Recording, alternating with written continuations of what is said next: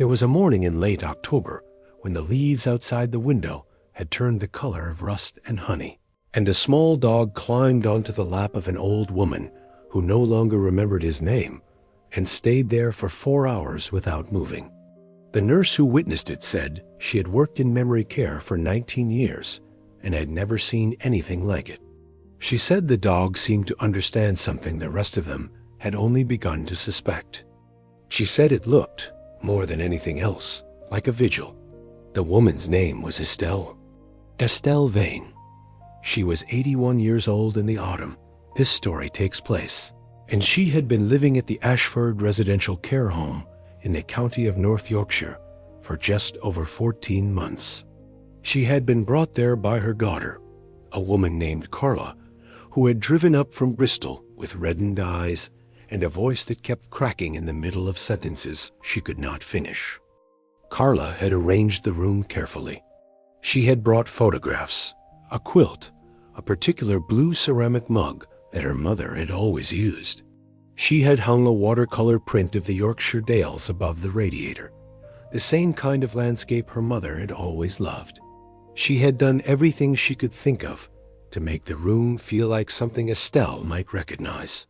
Estelle had looked at the room politely, the way a guest looks at a hotel, and asked Carla whose house this was. That was 14 months ago. By October, Estelle had forgotten Carla's name on most days. She sometimes recognized her face, in the way you might recognize a landscape you passed through once as a child, something familiar at the edges, but impossible to name. On good days, Estelle would reach out and touch Carla's hand and say, "You look like someone I love." On bad days, she would ask Carla why she kept coming to visit a stranger. But there was something, one small and furry and insistent thing that Estelle had not forgotten. Or rather, something that did not require to remember in the way memory is usually understood, something that bypassed the broken corridors in her mind and reached her somewhere older and quieter and more permanent. His name was Pip. He was a Yorkshire Terrier, 4 years old, with a coat the color of steel and gold, dark intelligent eyes, and ears that stood up like 2 small sails. He weighed 4.5 pounds. He had a habit of tilting his head when he was thinking, and he was, according to everyone who knew him, almost always thinking. He had been Estelle's dog for all 4 years of his life. He had been brought to the care home every Sunday by Carla, tucked inside a soft-sided carrier bag, and for 14 Sundays in a row, something had happened that none of the staff could entirely explain. When Pip was brought into Estelle's room, she would go still. Not the confused still of someone who does not understand what is happening. A different kind of still. The kind that comes when something cuts through the noise. She would stop whatever she was doing, stop the restless hands, stop the murmuring, stop the gentle rocking that had become a habit in recent months, and she would turn her head toward the door before Pip had even entered the room, as if she heard something the nurses could not hear, as if some frequency only she and the dog shared was already transmitting. And then Pip would be placed in her arms, and Estelle would hold him, and for a little while she would be, in some way that was hard to describe, but impossible to mistake, herself. She would not always remember his name. More often than not, by October, she did not. She would call him by other names, old names, names from other chapters of her life. She called him Billy once, and Carla had gone very quiet at that and looked away. She called him Sweetheart. She called him Little One. She called him, on one extraordinary afternoon, by a name that none of them recognized, a name that seemed to come from somewhere very far back. Edmund, spoken softly, the way you say the name of someone you have not seen in a long time, but have never stopped thinking about. But she always knew he was hers. That, the nurses agreed, was the thing that could not be explained away. She did not always know Carla. She did not always know her own room, her own reflection, the name of the town she had lived in for 40 years. But she knew Pip, not the fact of him, not the word that attached to him, but the truth of him, the essential fact of his existence in relation to hers. She would hold him and say, "Mine." Just that, "Mine." And she would close her eyes, and her breathing would slow, and the room would become calmer, and for a little while the disease retreated. Nobody, including Carla, knew the whole story of Estelle and Pip. That was the mystery at the center of all of this, the detail that made even the most pragmatic of the care home staff pause and wonder. Because Pip had not always been with Estelle, he had come to her late, under circumstances that were not simple, under circumstances that, when they finally came to light, would make everyone who heard them understand, perhaps for the first time, why the dog climbed onto that lap every single Sunday and refused to move. To understand what Pip was to Estelle, you have to go back. Not just 14 months to the care home, not just 4 years to when Pip was born. You have to go back much further.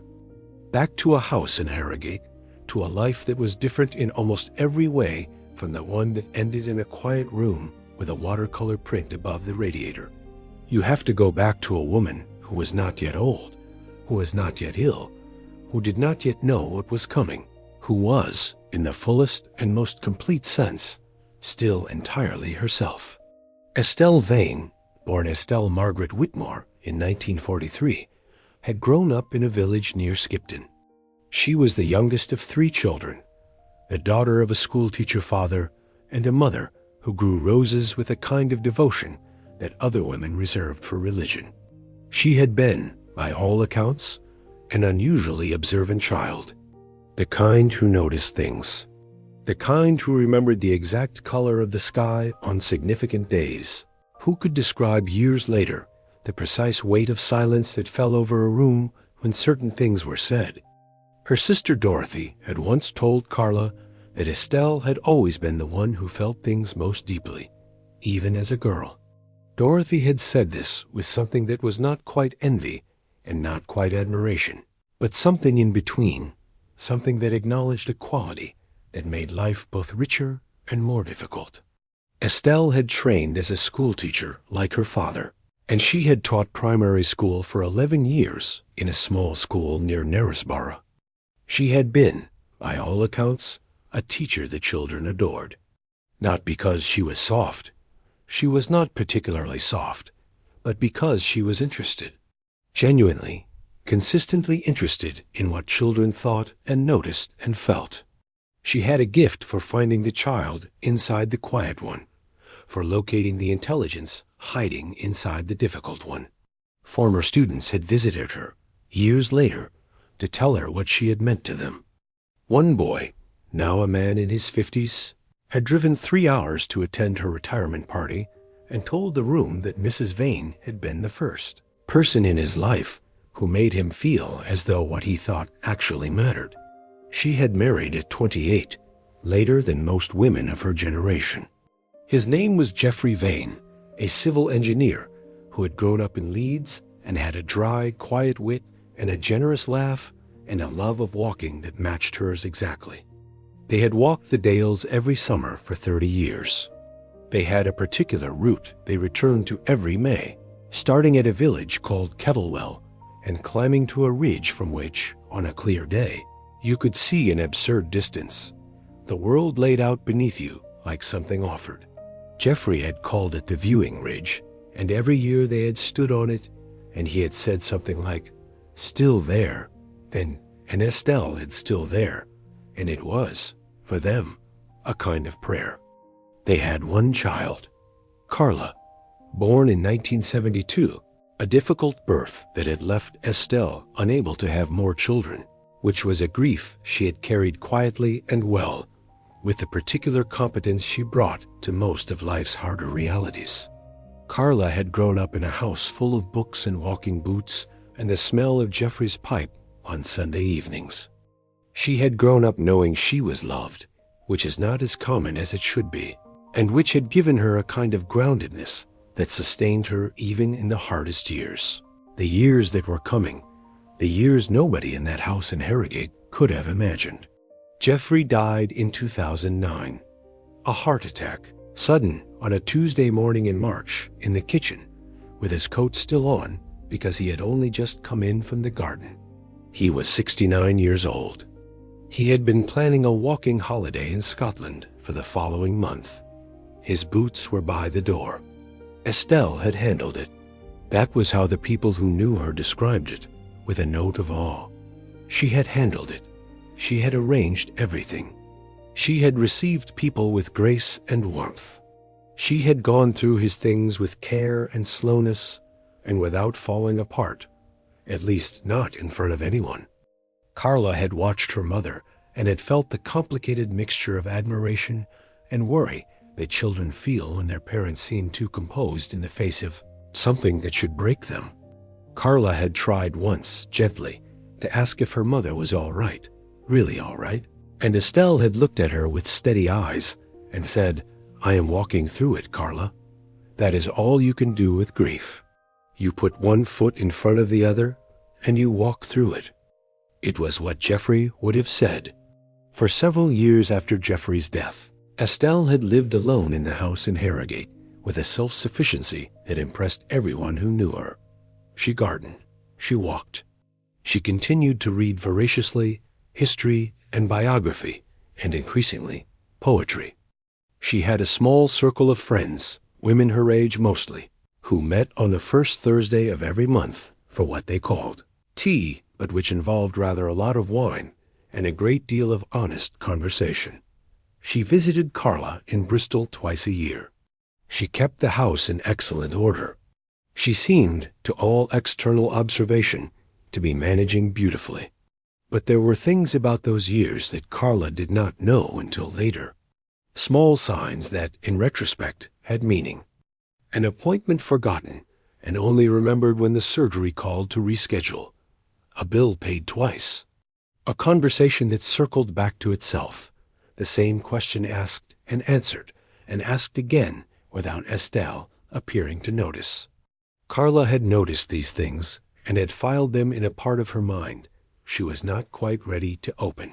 The part where the most frightening possibilities lived. The first time it became undeniable was a Sunday in late 2018. Carla had rung her mother in the morning, the usual Sunday call, and Estelle had answered cheerfully, and they had talked for 20 minutes about an article Estelle had read about migratory birds. Then, 2 hours later, Estelle had called back. She had wanted to chat. She had no memory of the earlier call. When Carla gently reminded her, Estelle had gone quiet. Not confused, not denying. Quiet. The quiet of someone who knows something, who has perhaps known it for a while, and has just had it confirmed in a way that can no longer be walked around. The diagnosis came the following spring. Alzheimer's disease, early to moderate stage. The consultant had used careful language, had spoken about trajectories and timelines, and things they could do to manage the progression. Estelle had sat through all of it with her hands folded in her lap and her back straight, and when the consultant had finished, she had said thank you. That is very clear. And she had stood up and put on her coat. In the car on the way home, Carla had been crying quietly, trying to hide it, and Estelle had reached across and taken her hand and said, "It is all right. I have had a very good life." And then she had looked out of the window at the passing countryside and said, "I would like to get a dog." Carla had not been expecting that. She had thought it was, perhaps, a deflection, or a symptom of what was already beginning, an impulsive thought with no clear origin. But Estelle had said it with a deliberateness that was distinctly her, with the same tone she used for things she had already decided. She had said, "I have always wanted a Yorkshire Terrier. I am not sure why I waited. I am not going to wait any longer." Carla had wanted to say, "Mom, that is perhaps not the most practical idea right now." She had wanted to say, "You are going to need more and more help, and a dog is a commitment, and what happens when?" But she had looked at her mother's face and had seen something there, a clarity, a purposefulness that she did not want to be the one to extinguish. And so she had said, "All right." And Estelle had nodded, as if that had always been the answer. They found Pip through a breeder in Ripon. He was 8 weeks old when Estelle first held him. A creature so small, he fit in the bowl of both her hands, all trembling energy and ridiculous ears. Estelle had looked at him for a long moment without speaking, and then she had looked up at Carla with an expression that Carla would think about many times in the years that followed. An expression that was so many things at once: happiness, recognition, relief, and something else, something that Carla could not name at the time. She had looked, Carla would later say, like someone who had been looking for something for a very long time and had just found it. She had named him Pip immediately, without hesitation, as if the name had been waiting. When Carla asked why Pip, Estelle had said, "Oh, it just suits him, don't you think?" And then she had held him up and said, "Hello, Pip," as if introducing herself to someone she already knew. The first year with Pip had been, by all of the limited accounts available from that period, remarkable. Not in dramatic ways, but in quiet ones. The kind you only appreciate when you are looking back. Estelle's friends reported that she seemed lighter. Her Thursday wine evenings became livelier. She had someone to bring with her, someone who caused a commotion among the other women, and who sat on Estelle's knee with evident satisfaction and accepted attention as his natural due. Estelle's daily walks became structured around Pip, morning and afternoon, through the park near the house, along the river path that she and Geoffrey had walked 1,000 times. The routines that helped hold the progression at bay were now organized around this small animal who needed her in the same way, every day, and who gave back warmth and presence and the uncomplicated joy of being needed. The neighbors noticed too. There was a family across the road, the Brennans, who had a daughter of about 7 named Thea, and Thea had become devoted to Pip within approximately 48 hours of his arrival. She knocked on Estelle's door on Saturday mornings and asked if she could help with his walk, and Estelle had said yes always, and the 3 of them, the old woman and the small girl and the tiny dog, had become a familiar sight in the neighborhood, moving slowly along the pavement. Thea chattering and Estelle listening, and Pip investigating everything with the focused urgency of someone who believes the world to be full of important information. There were hard days too. Days when the fog came in thick and Estelle moved through her house, confused and frightened in ways that Pip could not fix, only accompany. Days when she could not remember where she had put things. Days when she stood in the kitchen with no memory of having come downstairs. Days when she called Carla at odd hours and was not always sure why she had called. On these days, Pip stayed close. Not the playful, investigating version of himself, but a quieter version, a heavier presence. He would lie across her feet. He would press against her leg when she was sitting. He seemed to read her in the way that dogs of a certain attunement can read the people they love, and to adjust himself accordingly. Carla had taken on more and more visits north. She had rearranged her work schedule. She was an architect, to give herself more flexibility. She had organized a small network of support, a neighbor who had a key, a local woman who came twice a week to help with cleaning and shopping, the Thursday friends who checked in by phone. She had been managing, in the way that adult children of aging parents are always managing, always with one part of the mind somewhere else, always with a calculation running quietly in the background. It was in the 3rd year with Pip, the spring before Estelle moved to Ashford, that something happened. Something that, at the time, seemed like just another difficult episode in a story full of them, but that would later reveal itself to be something more. Estelle got lost. She had gone out with Pip in the morning, a route she had walked hundreds of times. The park, the river path, back along the high street. She had done it in November rain and July heat. She knew it. And then one Tuesday in April, she did not come back when she should have. Carla, who was not in Harrogate that week, had arranged for the neighbor Mrs. Alderton to check on her mother at noon. Mrs. Alderton arrived to an empty house. She called Carla, who called the police, who organized a search. It was 3 hours. 3 hours during which Carla drove north at a speed she was later unable to account for. 3 hours during which the Thursday friends spread out through the neighborhood, calling Estelle's name. 3 hours during which the sky over Harrogate turned the specific shade of gray that means nothing good. They found her not far away, in the end. Less than a mile from the house, in a small park, sitting on a bench with Pip in her lap. She had been there for some time. She did not know how long.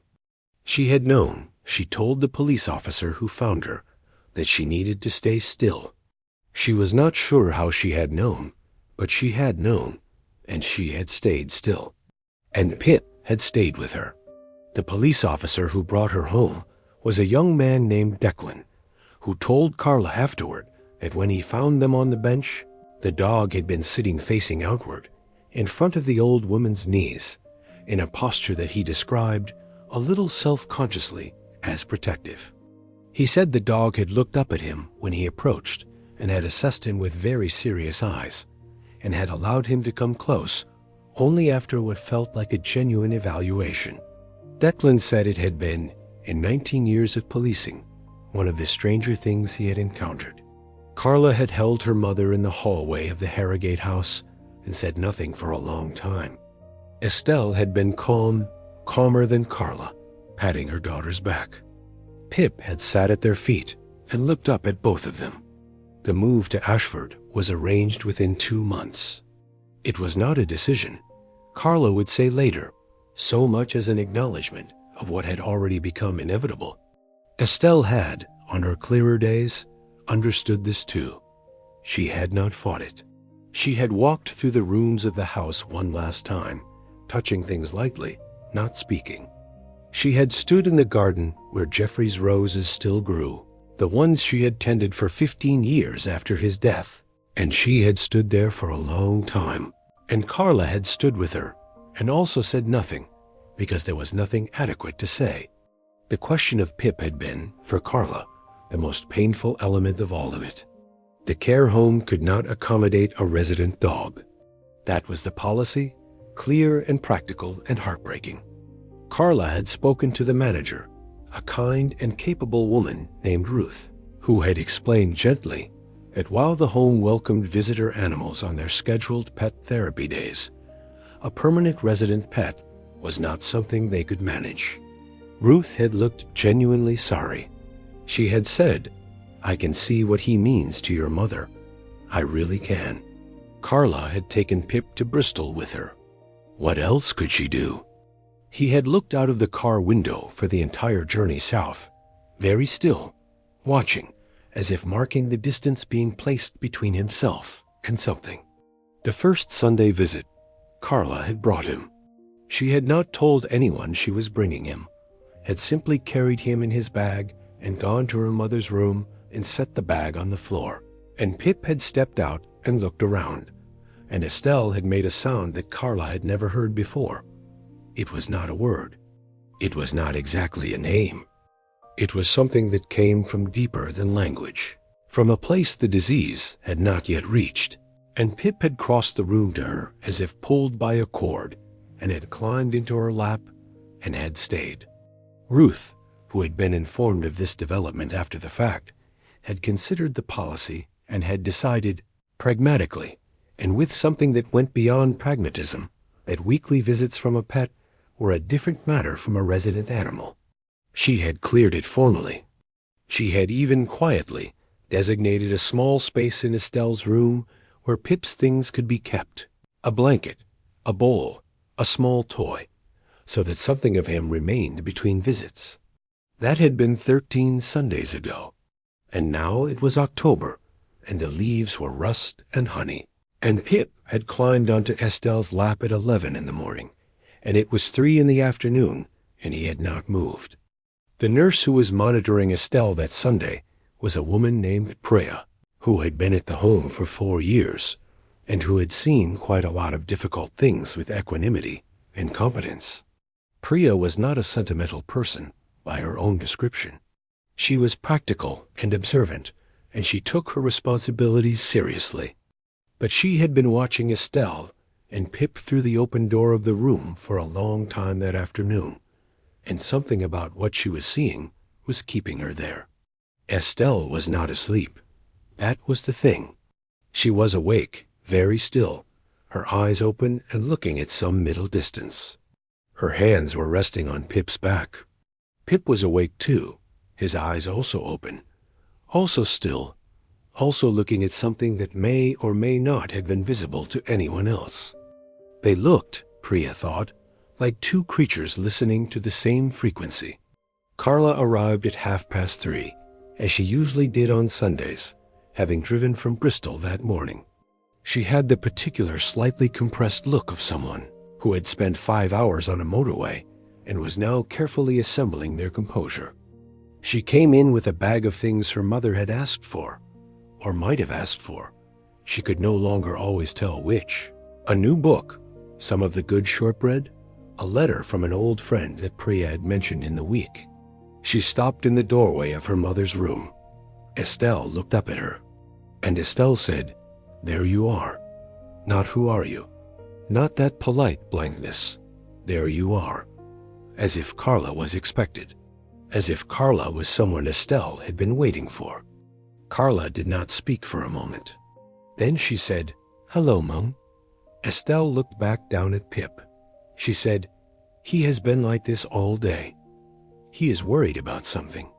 Carla came and sat in the chair beside her mother. She looked at Pip, whose eyes moved to her and then back to the middle distance. She said, "What do you think he's worried about?" Estelle thought about this seriously. She said, "I think he is trying to remember something, or trying to make sure I do." Carla looked at her mother's face. On a day when the fog was thin, Estelle could still be disconcertingly precise. This was apparently one of the thinner days. She said, "What do you want to remember, Mom?" Estelle was quiet. Pip shifted slightly in her lap, but did not get down. Estelle's hands moved slowly over his coat, the same motion she had made hundreds of times, automatic and careful. She said, "There was a dog before. When I was small," she paused. "He was called Buttons. He was brown and white." She paused again. "He died when I was 10. I cried for a long time. My father said that was all right. That was what you did when you loved something."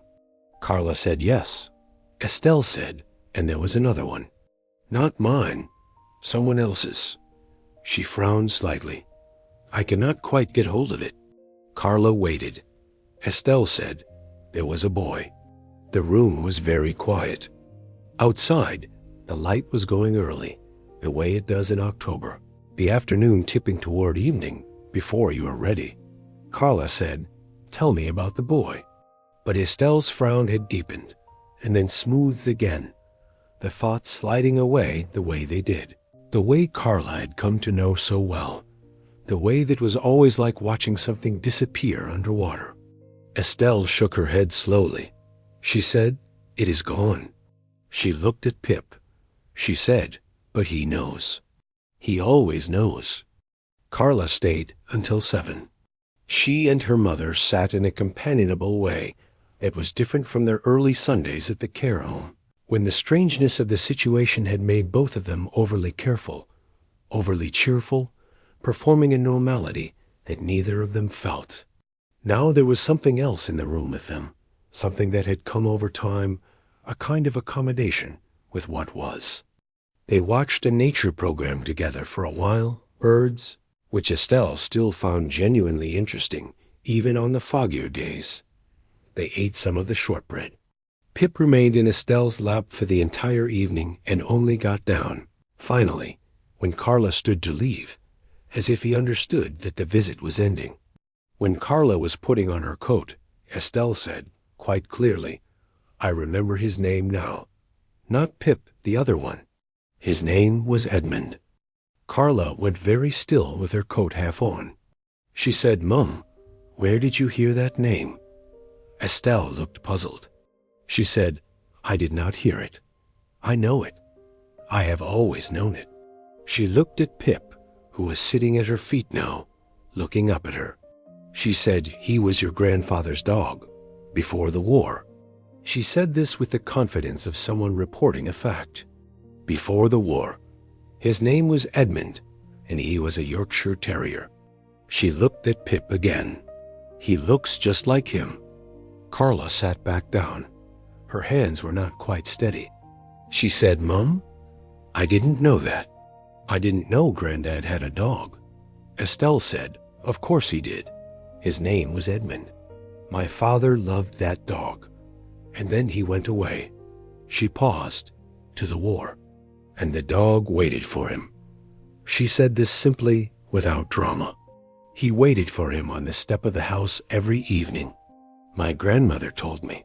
She said he waited for 2 years. Carla said, "And then what?"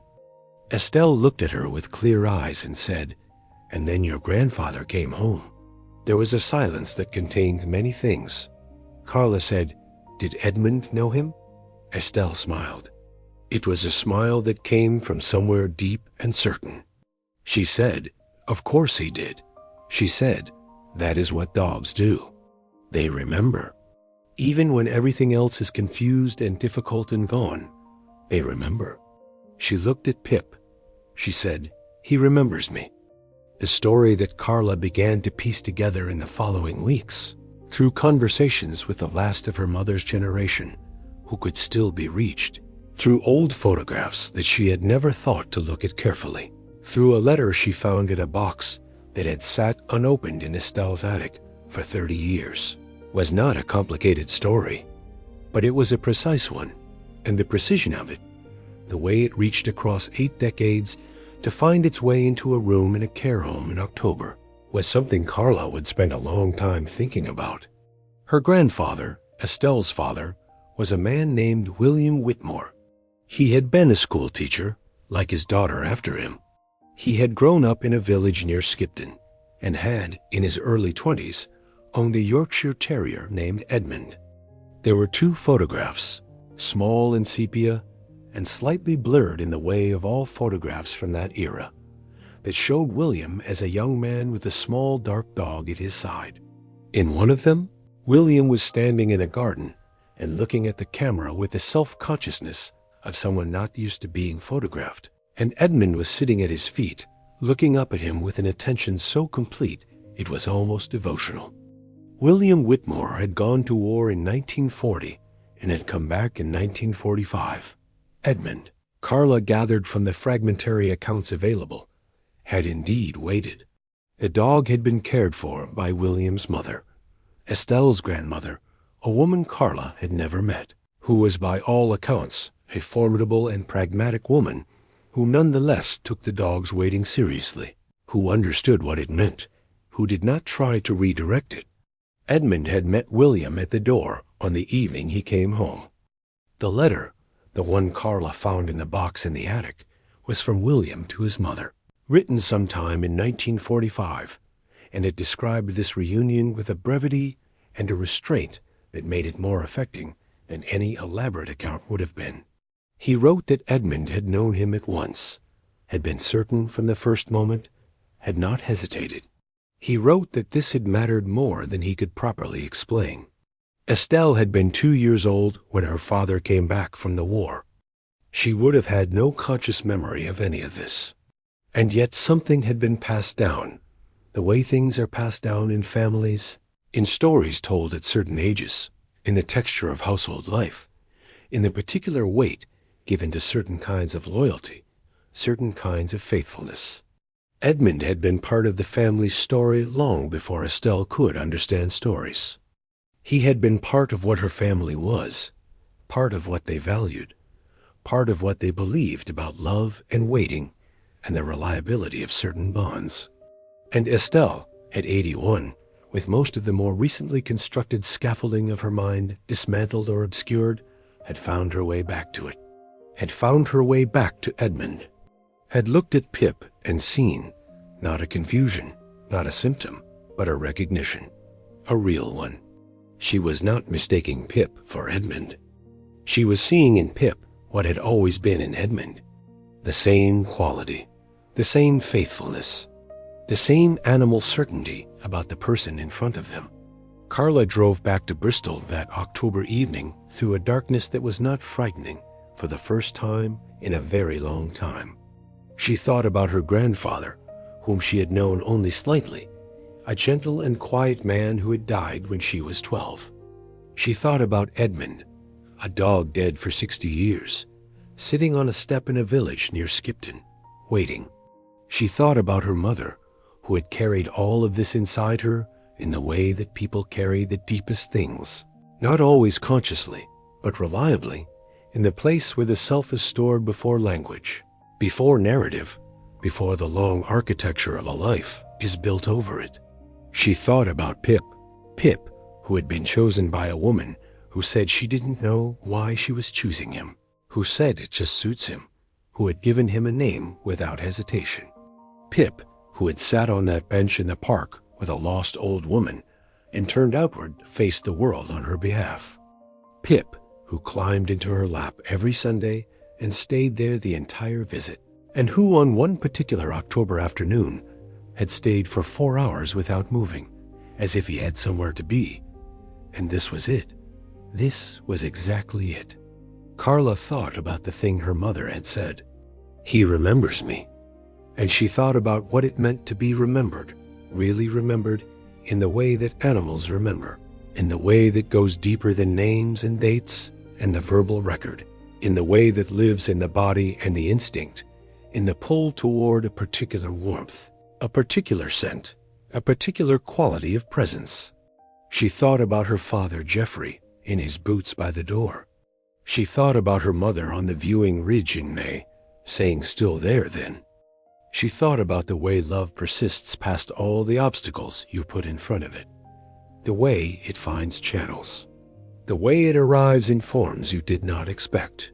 In the weeks after that October Sunday, something shifted at Ashford. It was not a dramatic shift. It was the kind of shift that only becomes visible slowly, in accumulation. Ruth, the home manager, noticed that Estelle's agitation on the days between Sunday visits was, on average, less.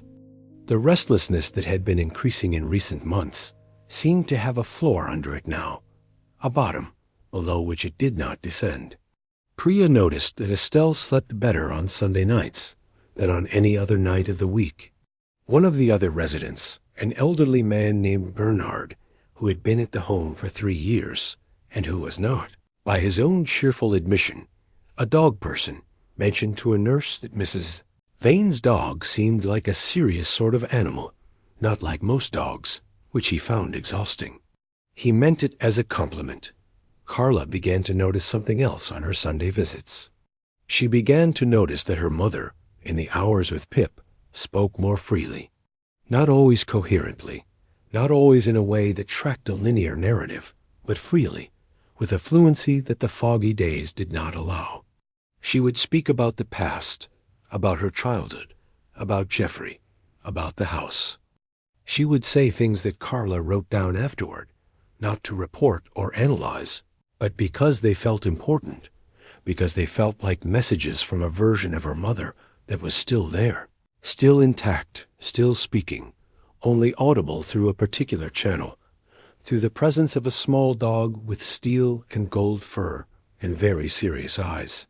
One Sunday in November, Estelle spoke about Geoffrey for the longest sustained time she had managed since the diagnosis.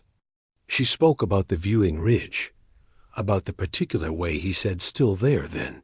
She spoke about his boots by the door the morning he died, about how she had left them there for 2 weeks before she could bring herself to move them. She spoke about missing him with a directness and a completeness that Carla had not heard before, not even in the early years after his death, not even in the car journey home from the consultant. She spoke about it the way you can speak about something when you have finally accepted it fully, when the grief has been walked through so completely that you can stand on the other side, can look back at it without being undone. She said, "I have been waiting to say goodbye to him for a long time." She paused. "I think I am ready now." Pip had been in her lap for the entire conversation. He had not moved.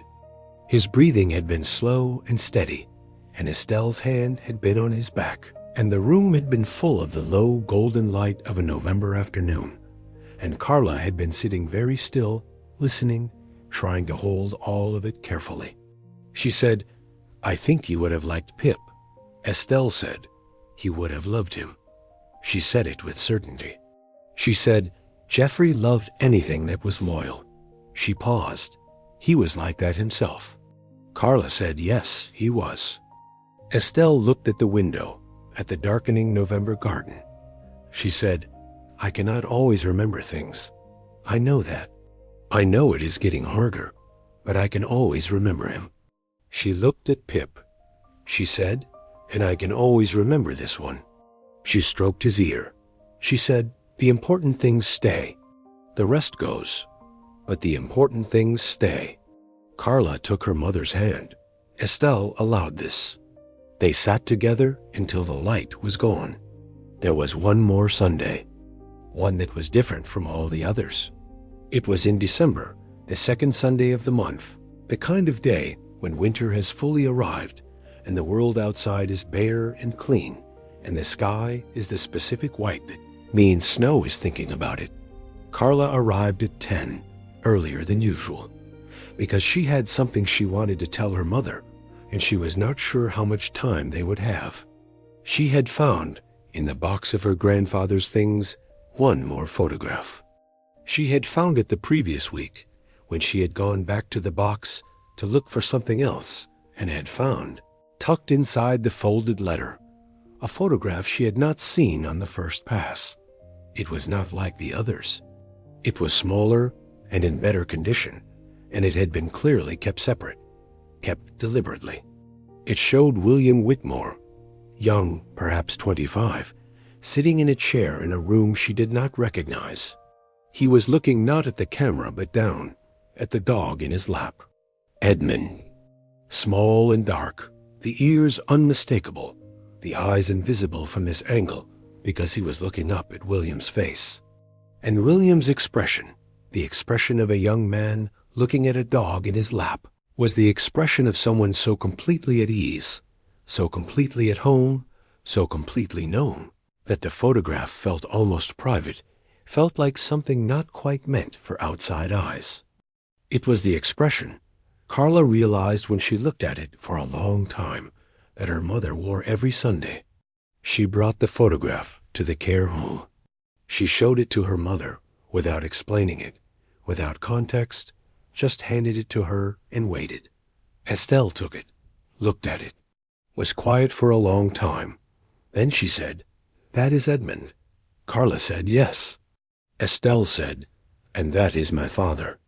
Carla said, "Yes, Mom." Estelle looked at the photograph for another long moment. Then she looked at Pip, who was sitting at her feet, looking up at her with the focused attention he always gave her, the look that never wavered, the look that was, in some way, that defied easy description, a kind of conversation. She looked at the photograph, and then at Pip, and then at the photograph again. She said, "Oh." Just that. Oh. But it was the "oh" of someone who has just understood something, who has just had something confirmed that they perhaps already knew in some part of themselves, who has just seen the connection between two things they had been carrying separately. She said, "He looks just like him." Carla said, "I know." Estelle said, "Do you think he knows?" Carla considered this for a moment. She thought about all the things she did not know, all the things that could not be explained by the available evidence, all the ways in which Pip's behavior around her mother exceeded what any reasonable account of a dog's cognition would predict. She thought about the bench in the park. She thought about the 4-hour vigil in October. She thought about the way Pip turned outward when he was in Estelle's lap, facing the room, alert, watching. She said, "I think he knows something. I think he has always known something." Estelle nodded slowly. She handed the photograph back to Carla and then held out her arms to Pip, who stepped forward and was lifted into her lap and settled there with the ease of long practice. She said, "They come back, you know, the ones you love." They come back in different shapes. Carla did not try to agree or disagree with this. She simply sat with it. Estelle said, "I do not know his name today." She looked at Pip. "His name today." She shook her head slightly. "But I know him. I know him in here." She touched her chest, above her heart, with one finger. She said, "That is not something you forget. That is kept somewhere else." The snow began while they were sitting there. Light at first, tentative, the first few flakes drifting past the window with the unhurried quality of something that has traveled a long way. Estelle noticed it before Carla did and turned her head toward the glass with an expression of simple pleasure. The pure, uncomplicated pleasure of someone seeing something beautiful, a response that the disease had not taken and did not seem able to take, the capacity for wonder, for noticing, for being moved by the world outside the window. She said, "Snow?" Carla looked. She said, "Yes." Estelle watched it for a while in silence. Pip watched it too, or seemed to, his small head tilted at the angle it took when he was paying attention. The room was warm, and the light was soft, and outside the first real snow of December fell without hurry. Estelle said, "Geoffrey always loved the first snow. He would say, 'Look, Estelle, look,' as if I might not have seen it, as if it might have escaped me." Carla smiled. She said, "That sounds like him." Estelle said, "It never escaped me. I always saw it, but I never minded him saying look." She paused. "It is nice to have someone to say look to." Carla said, "It is." Estelle looked at her then, directly, with the clear-eyed directness of her better moments. She said, "Thank you for bringing him every week." She did not specify which him. She did not need to. She said, "It helps. It helps more than I can say." Carla said, "I know, Mum. I know it does." Estelle looked back at the snow. She said, "I cannot always find my way. You know that." She said it matter-of-factly, without distress. "I get lost in there sometimes." She touched her temple. "But when he is here, I can find my way back." She looked at Pip. "He is like a lamp in a window." She said it simply, as if it were an obvious thing. When you see the lamp, you know which way is home. Carla held her mother's hand and watched the snow fall and did not try to speak for a long time, because some things cannot be improved by speaking, and this was one of them. The Sunday visits continued through the winter, through January and February, when the days were short and the light was thin, and the world had a stripped-down quality that made everything feel closer to its essence. Pip came every Sunday. He climbed into Estelle's lap. He stayed. There were Sundays when Estelle was very far away, when the fog was thick and Carla's visits were spent mostly in silence, sitting with a woman who did not always know who she was, or where she was, or what year it was. On these Sundays, it was Pip who was the constant. It was Pip who Estelle's hands found without searching, who she held with the same certainty, regardless of what else was obscured, who she spoke to in a murmur too low for Carla to always hear.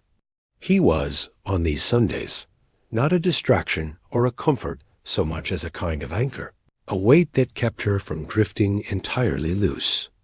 Priya, who monitored these visits with a professional attention that had long since acquired a personal dimension, wrote in her notes, which she kept with more care than was strictly required, that the presence of the animal appeared to reduce the patient's distress at a measurable level. She wrote this in clinical language because that was the language of her notes. In her own mind, she used different words. In her own mind, she thought that what she was witnessing was a relationship, a real one, the kind that does not depend on shared language or shared memory, the kind that exists below those things in the register where the body knows what the mind has forgotten. It was in March, on a Sunday that smelled of the first tentative warmth of spring, that Estelle said something to Carla that Carla would carry for the rest of her life. Estelle was having a good day, one of the clearer ones. She and Carla had talked about small, ordinary things, about a bird that had been visiting the garden outside her window, about the shortbread, about a program Estelle had watched the previous evening that she had found both confusing and enjoyable, which she considered a reasonable outcome. Pip had been in her lap for the last hour, still in the way he was often still now, as if he had settled into the late part of the afternoon, the way a cat settles into a patch of sunlight. Out of nowhere, in the way that things on clear days sometimes arrived without preamble, Estelle said, "I think I understand now why I chose him." Carla said, "Pip?" Estelle said, "When I got the diagnosis, when the doctor told me, I knew something." She paused, organizing the thought with the careful effort the good days required. "I knew that the time was coming when I would not be able to hold on to things, when things would slip." She paused again. "I think I knew I needed something that would not slip, something that would stay." Carla said, "And you chose him." Estelle said, "I think we chose each other." She looked at Pip. She said, "I think he understood the job before I explained it to him." She smiled, and it was a real smile, the smile Carla had known since childhood, precise and warm and a little wry. She said, "He is very good at his job." Carla said, "He really is." Estelle said, "I want you to know something." She turned to look at Carla with the direct, steady look of her best moments, the look that was entirely her, the look that time and disease had not been able to erase. She said, "I know where I am most of the time. I know what has happened to me. I know that I lose things. But I am not suffering, Carla. That is what I want you to know." She said, "There are still things that are good. There are still things that reach me." She looked at the window, where the March light was doing something complicated and beautiful with the garden. She said, "The light still reaches me. The snow reaches me." She looked at Pip. "He reaches me." She looked at Carla. "And you reach me." "Always you." She said, "I do not always know your name. I am sorry for that, but I always know you." Carla had not planned to cry. She had become, over the past 2 years, quite skilled at not crying in her mother's presence, had trained herself to hold it until she was in the car, until she was on the motorway, until she was far enough away that it felt safe. But this she could not hold, and she did not try, and Estelle watched her cry without distress, and then reached out and took her hand, and did not say anything, because she had already said the important thing. After a while, Estelle said, "Do you know what your father used to say?" Carla shook her head. Estelle said, "He used to say that love was not a feeling, it was a place." She said, "He said you carry it inside you, and you can always go there, even when everything else is difficult." She looked at Pip. He said animals knew this better than people. He said they lived there all the time. She said, "I think he was right." Spring came. The garden outside Estelle's window, which Ruth and the groundskeeper kept with an attention that went beyond professional obligation, produced crocuses and then daffodils, and then the first hesitant green of new leaves on the small birch tree that Estelle had asked, in one of her clearer moments, to be moved closer to her window.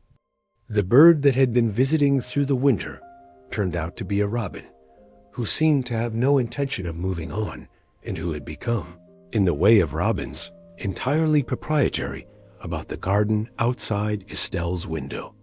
Estelle noticed the robin on a Sunday in April and pointed it out to Pip, who watched it with the focused attention he brought to all birds, the intensity of a creature who has not entirely reconciled himself to the existence of something that moves like that.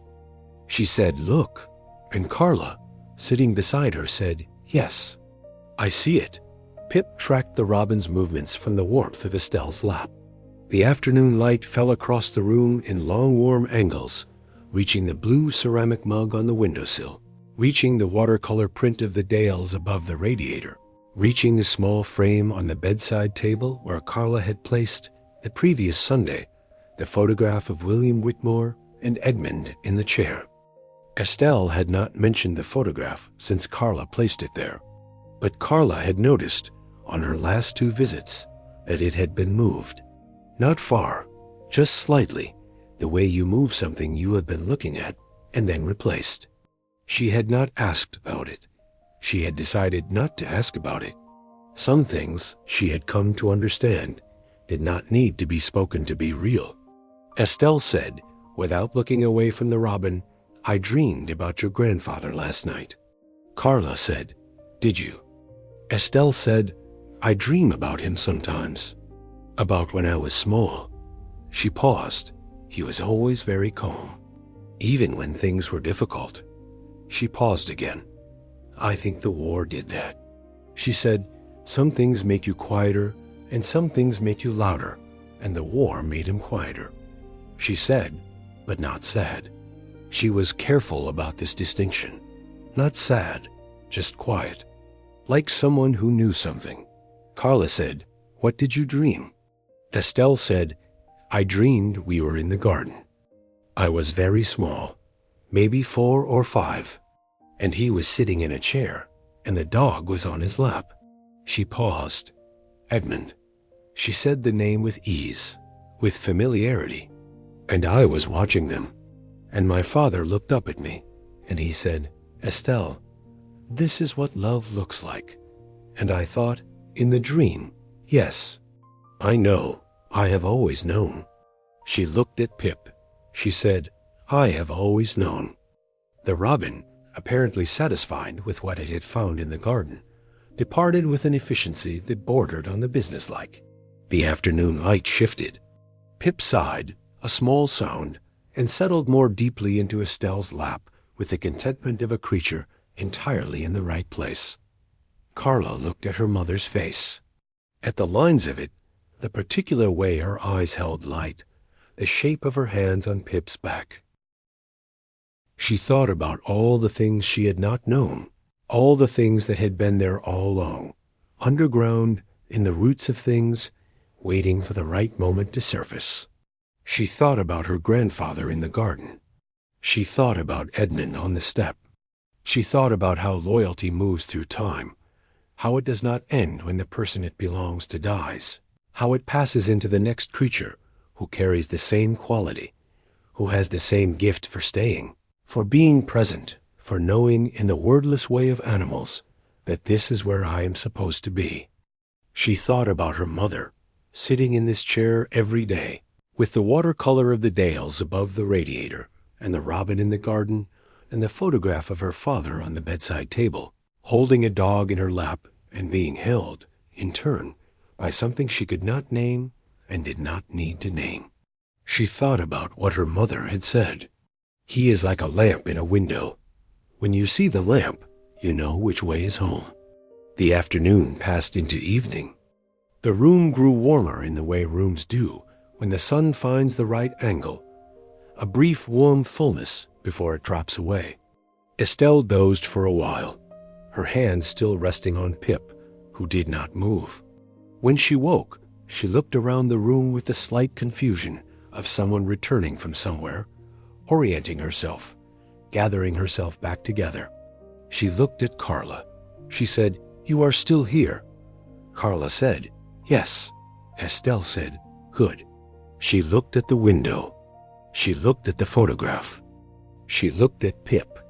She said, "I cannot remember his name today." She said it without distress, simply as a statement of fact. She looked at Carla. "But I know who he is." Carla said, "That's all that matters, Mum." Estelle looked at the dog in her lap for a long time. She said, "I know who all of you are." In here, she touched her chest again, the same gesture above the heart. She said, "That part does not forget." Outside, the evening was settling over the garden with a kindness that felt deliberate. The birch tree caught the last of the light in its new leaves and held it for a moment, green and gold and trembling. Inside, a small dog sat in an old woman's lap and stayed there, as he always stayed, as he had always stayed, from the first Sunday to this one, and all the Sundays in between, and all the Sundays still to come, patient and present and certain, in the way that only certain creatures are certain, the way that does not require explanation or justification or memory, the way that simply is, the way that endures, the way that says, without words, without names, without any of the apparatus that the rest of us require, I know you. I have always known you. I am not going anywhere. And Estelle's hands rested on his back, and the light held for one more moment before it went. And in the room that smelled of shortbread in spring, in the last warmth of an April evening in North Yorkshire, something that had no name, but that everyone who witnessed it recognized immediately, something old and reliable and entirely itself, quietly continued.